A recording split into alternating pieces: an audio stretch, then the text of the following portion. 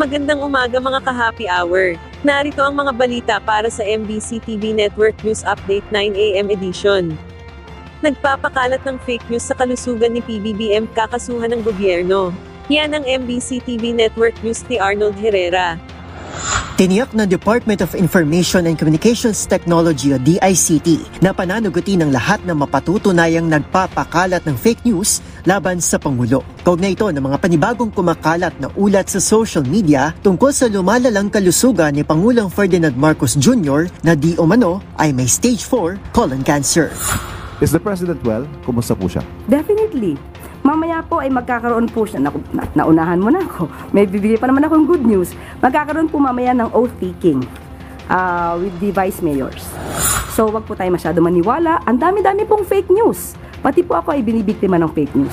Tila ipinagbibit-balikat naman ito ng mismong Pangulo na pinangunahan pa ang oath-taking ng mga bagong halal na opisyal ng Vice Mayors League at humarap pa sa isang courtesy call sa isang automobile corporation kahapon. Sa panayam sa DZRH, inihayag ni DICT Secretary Henry Aguda ang kanilang pakikipag-ugnayan sa Meta para matunton, makasuhan at mapa-takedown ang mga may-ari ng accounts na pinagmulan ng mga mapanlinlang na impormasyon gaya ng una na ring lumutang nitong mga nakaraang buwan.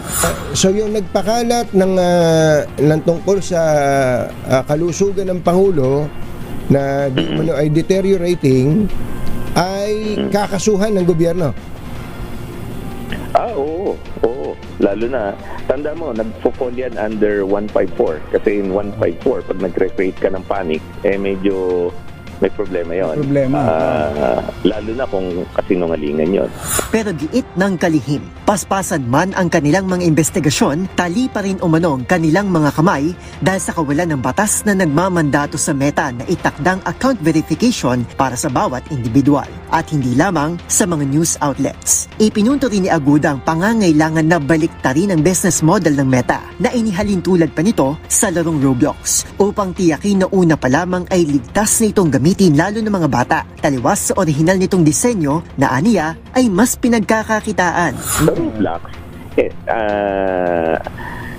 kapamiting namin niya mamaya umaga. Sa Roblox, baliktad Pag ikaw yung bata at gusto mong mag-chat, makakapag-chat ka. Pag may gusto kang bilhin na Roblox, may pipilin ka. Now, kailangan yung magulang pa ang mag-turn off nung dalawang feature na yon. Ang sinasabi namin, baliktarin natin. Pag bata ka, naka-off na yung features na yun. Yun ang default. Tapos yung magulang, diba? Tama ka, dapat safety by design, safety by default. So, gano'n din ang argument namin kay Meta. Dapat baliktarin nyo yung business model nyo. Anti-fake news by default. Hindi yung fake news by default, diba? Pag fake news, kailangan mo pa bang may verifier ka pa? Umaasa naman ng DICT na agarang isusulong sa Kongreso ang panukalang batas para tuluyan ng matuldukan ang pagpapalaganap ng fake news sa social media. Para sa MBC TV Network News, ito si Arnold Herrera ng DZRH TV. Una sa Pilipinas, una sa Pilipino.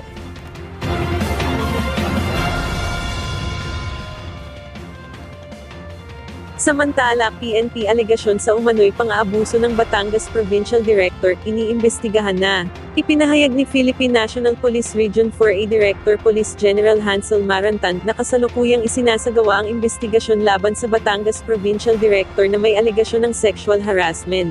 Ayon kay Marantant, nakita ng ahensya ang bigat ng akusasyon kaya pansamantalang inalis sa tungkulin ng Provincial Director habang nagpapatuloy ang investigasyon.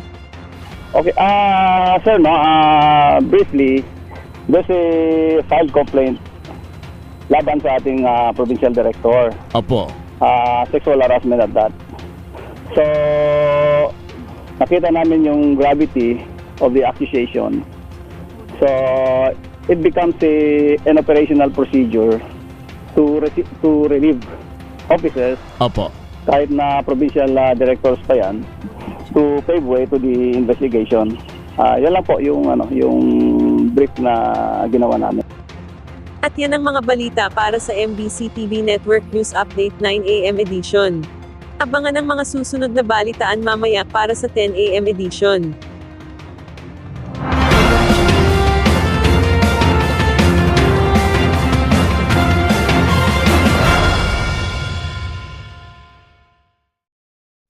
Mga ka-happy hour, kung gusto mong manood ang mga balita sa MBC TV Network News Update, mag-subscribe sa aming YouTube channel, i-like ang aming Facebook page, at i-follow sa aming TikTok account.